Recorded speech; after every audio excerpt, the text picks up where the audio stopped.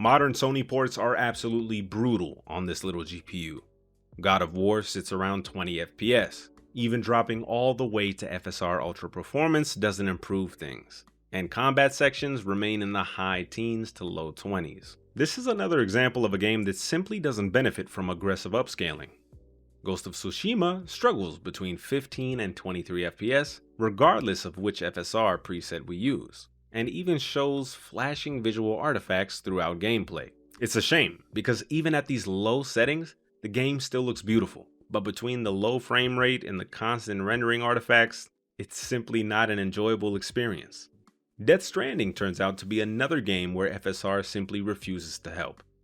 At 720p, we're seeing around 18 to 23 FPS with FSR quality, and even after switching all the way to Ultra Performance, performance barely changes, hovering around 20 to 23 FPS. Again, this is a sign we're running into limitations beyond simple rendering resolution. The Decima engine simply has other bottlenecks on this tiny integrated GPU, and lowering the internal resolution doesn't buy us any meaningful extra performance. Marvel's Spider-Man 2 manages only around 13 to 15 FPS.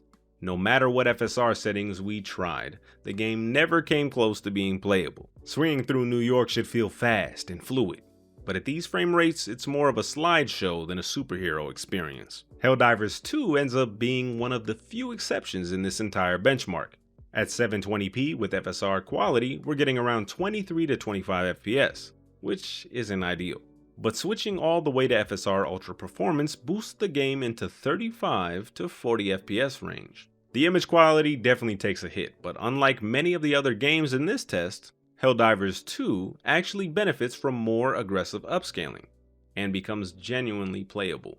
Uncharted 4 ends up being the only real bright spot among Sony's single-player ports, delivering around 30 FPS at 720p with FSR quality, while still looking surprisingly good. Even during the game's high-speed chase sequences, this tiny iGPU manages to hold a mostly playable frame rate, which is honestly quite impressive. Strangely, switching to a more aggressive FSR preset actually lowers performance and significantly hurts image quality. FSR is supposed to give us free performance, but here it somehow manages to make the image look worse without making the game faster.